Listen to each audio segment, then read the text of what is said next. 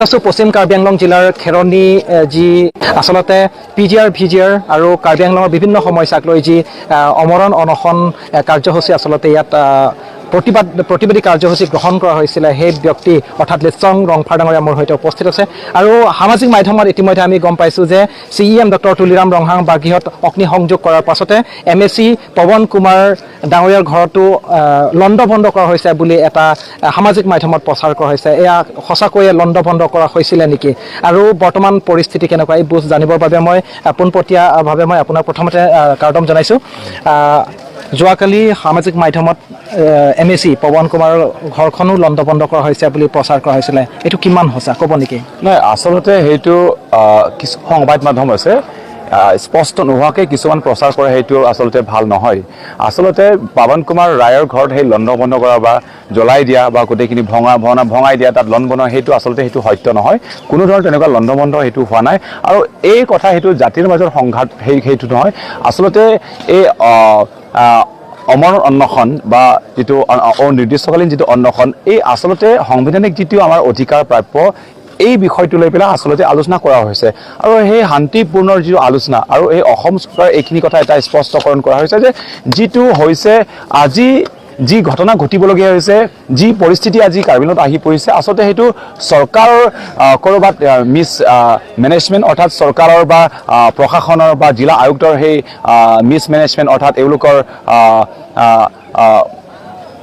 ক'ৰবাত ভুল থকাৰ কাৰণে এইখিনি পৰ্যায় আহি পাইছেহি সেইটো মন্ত্ৰী ৰণোজ পেগু ডাঙৰীয়া স্থানত আহি পেলাই উপস্থিত হ'লে তেখেতে এইখিনি কথাটো ক'বলৈ কাৰণ আৰু অন্বেষণ কিন্তু আমি পিচফুলি অৰ্থাৎ আমি শান্তিপূৰ্ণৰে আমি গোটেইখিনি কৰি আহিছিলোঁ আমি চৰকাৰৰ লগতো আমি আলোচনা কৰাৰ কাৰণে আমি বৈঠকত আমি বহাৰ কাৰণে সেইটো আমি সাজু হৈ আছিলোঁ কিন্তু ইয়াৰ মাজতে যে অসম পুলিচে বা প্ৰশাসন বিষয়াসকলে যে আমাক হঠাতে ৰাতি 3টা বজাত উঠাই পেলাই লৈ যোৱাৰ লগে লগে গোটেই পৰিস্থিতিও এইখিনি পৰ্যায় আহি পৰিছে আমি আৰম্ভণিতে কৈছোঁ যে এই আমি শান্তিপূৰ্ণৰে যিহেতু আমি আন্দোলনখিনি আমি আগুৱাই লৈ আনিছোঁ তেনেধৰণৰ আমি হস্পিটেলত বা চিকিৎসা কৰাৰ কাৰণে হওক বা ডিটেইন কৰা হওক বা জেলত লৈ যোৱা হওক বা তেনেধৰণৰ আচলতে আমি প্ৰশাসনৰ লগত বা পুলিচ বিষয়া সদায় আমি সংযোগত আমি থাকোঁ কিন্তু সংযোগত থকাৰ পাছত যে এনেকৈ পৰিস্থিতি যে মানে আহি পৰিছে বা আনিবলগীয়া হৈছে সেইটো আচলতে দুখ লগা কথা আৰু এই গোটেইটোৰ কাৰণে আচলতে আজি এইখিনি পৰ্যায়ত মানে আহিবলগীয়া হৈছে সেইকাৰণে সেইটো কোনো এটা জাতিৰ মাজত সংঘাত সেইটো নহয় নিজৰ যিটো অধিকাৰ প্ৰাপ্য সেইটো আমি বিচাৰি আছোঁ বেলেগ জাতি সেই যিটো অধিকাৰ প্ৰাপ্য বিচাৰে কাৰণ যিকোনো জাতি জনগোষ্ঠী নহওক কিয় বা যিকোনো জাতি নহওক কিয় সংবিধান যিটো কয় বা আইনে যিটো কয় ইয়াৰ মতে চলিব উচ্ছেদ হওক ম্যাদীৰ পতাৰ কথা হওক বা ট্ৰেডিং লাইচেন্সৰ কথা হওক বা যিকোনো কথা নহওক কিয় আইনীগতভাৱে যিটো হয় সংবিধান যিটো কয় ইয়াৰ মতে হ'ব সেইটো কোনো ধৰণৰ মানে লণ্ডভণ্ড কৰা ভঙা সেইটো নহয় নিজৰ মাজত ক'ৰবাত আমি কাৰ্বি সমাজৰ নিজৰ মাজত কিছুমান অকণমান ভুল বুজাবুজিৰ কাৰণে ক'ৰবাত আমি লণ্ডভণ্ড কৰা আমি দেখিছোঁ ক'ৰবাত ঘৰ ভঙা দেখিছোঁ মাৰপিট কৰা দেখিছোঁ কিন্তু বেলেগ জাতিক আমি সেই অত্যাচাৰ কৰা বা লণ্ডভণ্ড কৰা সেইটো আজিলৈকে আমি কৰা নাই আৰু যিটো সংবাদ মাধ্যমে তেনেধৰণৰ প্ৰচাৰ কৰিছে সেইটো অকণমান চাব লাগে সেইটো আমি কিবা কৰিছোঁ সামাজিক মাধ্যমত কিছু সংখ্যক লোকে কৈছে যে কাৰ্বি অনাকাৰ্বি এনেকুৱা ধৰণৰ শব্দ ব্যৱহাৰ কৰি কিছুমানে মন্তব্য কৰিছে সেইসকল ৰাইজক আপুনি কি বাৰ্তা দিব সংবিধানে যিটো কয় সংবিধানে সেইটো কৈছে যে আমাক সুৰক্ষা দিব আৰু এই সুৰক্ষাৰ মতে যাতে হওক সেইটো মূল দাবী কোনো এটা নিৰ্দিষ্ট জাতি বা নিৰ্দিষ্ট ধৰ্মৰ বিৰোধী কৰা সেইটো নহয় আৰু সেইটো হৈছে আইনীগত যিটো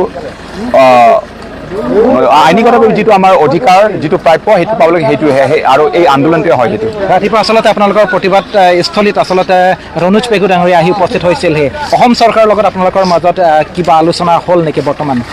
সময়ত বৰ্তমান সময়লৈকে তেনেধৰণৰ কোনো আলোচনা হোৱা নাই হয় আজি ৰণোজ পেগু ডাঙৰীয়া আছে ইয়াত DGP ডাঙৰীয়া আছে বৈঠকখিনি 26 তাৰিখত হ'ব অৰ্থাৎ দুদিনৰ পিছত বৈঠকখিনি হ'ব সেই দুদিনৰ পিছত বৈঠকখিনি হোৱাৰ পাছত চৰকাৰে কি সিদ্ধান্ত লয় কি কৰে সেইটো সময়টো দেখা যাব যদিহে আশা কৰিছোঁ আৰু সেই গোটেইটো আলোচনাত গোটেইটো বৈঠকত তেওঁলোকে এটা আমাৰ সুৰক্ষাৰ প্ৰতি এটা সিদ্ধান্ত ল'ব বা পদক্ষেপ গ্ৰহণ কৰিব সেইটো প্ৰতিবাদকাৰীসকলক আপুনি কি বাৰ্তা দিব প্ৰতিবাদকাৰীসকলে আচলতে ইয়াত কিছু সংখ্যক মানে দোকানত তেওঁলোকে লণ্ডভণ্ড কৰা আমি দেখিবলৈ পোৱা গৈছে কি ক'ব চুটিকে এইটোত এটা কথা ক'ব বিচাৰিছোঁ আমি লণ্ডভণ্ড কৰা দোকান ভঙা আমাৰ আন্দোলনটো হৈছে পিচফুল অৰ্থাৎ কোনো ধৰণৰ হাইক কাজিয়া নোহোৱাকৈ সেইকাৰণে আমি অনশনখিনি আমি আগুৱাই লৈ আহিছোঁ। সেইকাৰণে দোকান ভঙা বা ক'ৰবাত জ্বলাই দিয়া মাৰপিট কৰা সেইটো আমাৰ কাৰণে অৰ্থাৎ সেইটো আমাৰ কাৰণে ভাল নহয় বা সেইটো চলিউশ্যন নহয়। যদি সঁচাকৈ যদি আমাৰ বিচাৰে বা নিজৰ সুৰক্ষা চৰকাৰৰ আহ্বান সেইটো জনাব বিচাৰিছে যিটো আন্দোলন সেই আন্দোলনটো আচলতে কাৰ্বি আংলঙত প্ৰথমবাৰৰ বাবে তেনে আন্দোলন হৈছে আৰু সেইটোত অসম চৰকাৰে এটা গভীৰভাৱে তেওঁলোকে আমাৰ সুৰক্ষাৰ প্ৰতি আমাৰ অধিকাৰৰ প্ৰতি আমাৰ দাবীৰ প্ৰতি এটা গুৰুত্বপূৰ্ণ এটা সিদ্ধান্ত গ্ৰহণ কৰিব বুলি সেইটো আমি আশা কৰিছোঁ। হয়, ধন্যবাদ জনাইছোঁ ডাঙৰীয়া। হয়, এইখিনিতে আমি ক'ব লাগিব যে আচলতে যি পশ্চিম কাৰ্বি আংলং খেৰনিত যি ইয়াত প্ৰতিবাদকাৰীসকলৰ সম্পৰ্কে যি সামাজিক মাধ্যমত প্ৰচাৰ কৰা হৈছিলে, আচলতে আমি ক'ব লাগিব সন্মানীয় কাৰ্বি আংলং সাহিত্য পৰিষদৰ মুখ্য কাৰ্যকৰী সদস্য ডক্টৰ তুলিৰাম ৰংহাং বাগগৃহত অগ্নিসংযোগ কৰাৰ পাছতে সন্ধিয়াৰ সময়ত MSc পৱন কুমাৰ তেখেতৰ বাগগৃহটো লণ্ডভণ্ড কৰা হৈছে বুলি অপপ্ৰচাৰ কৰা হৈছে বুলি ইতিমধ্যে লেটচং ৰংফাৰ ডাঙৰীয়া আমাক অৱগত কৰিছে আৰু এনেধৰণৰ অপপ্ৰচাৰ নকৰিবৰ বাবে সামাজিক মাধ্যমত অপপ্ৰচাৰ নকৰিবৰ বাবে আৰু সাম্প্ৰদায়িকতা সৃষ্টি নকৰিবৰ বাবে আচলতে তেওঁলোকে আহ্বান জনাইছে আৰু ইয়াত কোনো ধৰণৰ সাম্প্ৰদায়িকতা সংঘাত হোৱা নাই। এইটো আচলতে ক'ব লাগিব ইয়াত বহুদিনীয়া কাৰ্যসূচী বা বহুদিনৰ দাবী হয় PGR VGRত যি ইলিগেল শ্লেটাৰ অৰ্থাৎ ইয়াত যিসকলে ইয়াত অবৈধভাৱে দখল কৰিছে সেই দখলকাৰীসকলক উচ্ছেদ কৰিব লাগে বুলি তেওঁলোকৰ দাবী আৰু এই দাবীটো কোনো নিৰ্দিষ্ট জাতিক লৈ নহয়, কোনো নিৰ্দিষ্ট ধৰ্মক লৈ নহয়, আচলতে তেওঁলোকে PGR আৰু VGR বহবাহ কৰা যিসকল ইলিগেল শ্লেটাৰ সেইসকলকহে হয়।